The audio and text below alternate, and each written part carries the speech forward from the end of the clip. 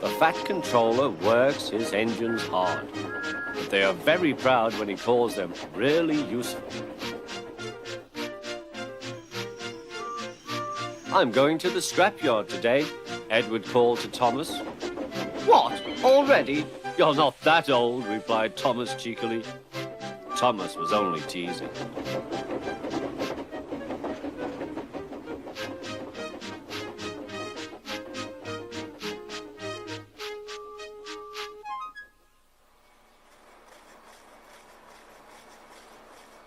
The scrapyard is full of rusty old cars and machinery.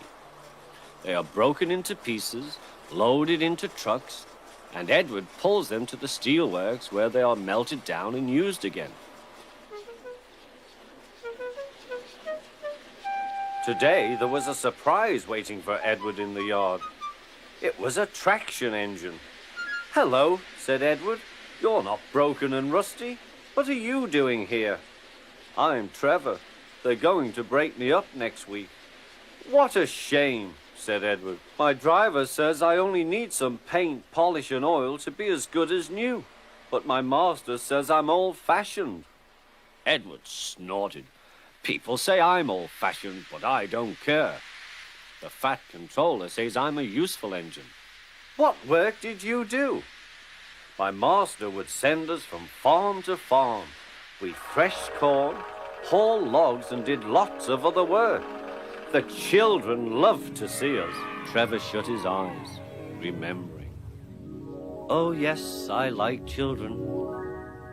Edward set off for the station. "Broken up, what a shame. Broken up, what a shame. I must help Trevor, I must." He thought of all his friends who liked engines, but strangely none of them would have room for a traction engine at home. It's a shame, he hissed. Then, beep, beep! Why didn't I think of him before? There, on the platform, was the very person. "Hello, Edward. You look upset. What's the matter, Charlie?" he asked the driver. "There's a traction engine in the scrapyard, Vicar. He'll be broken up next week. Jem Cole says he never drove a better engine." "Do save him, sir. He saws wood and gives children rides." "We'll see," replied the vicar. Jem Cole came on Saturday. "The Reverend's coming to see you, Trevor. Maybe he'll buy you." "Do you think he will?" asked Trevor hopefully. "He will when I've lit your fire and cleaned you up." The vicar and his two boys arrived that evening.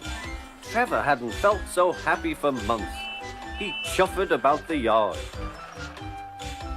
"Show your paces, Trevor," said the vicar.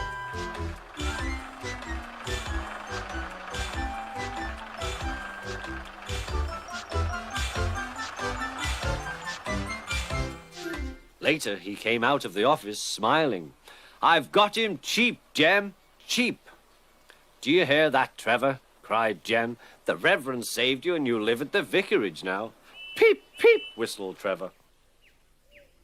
Now Trevor's home is in the vicarage orchard, and he sees Edward every day.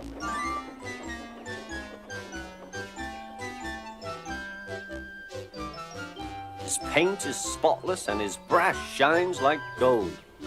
Trevor likes his work, but his happiest day is the church fete. With a wooden seat bolted to his bunker, he chuffers round the orchard, giving rides to children. Long afterwards, you will see him shut his eyes, remembering. "I like children," he whispers happily.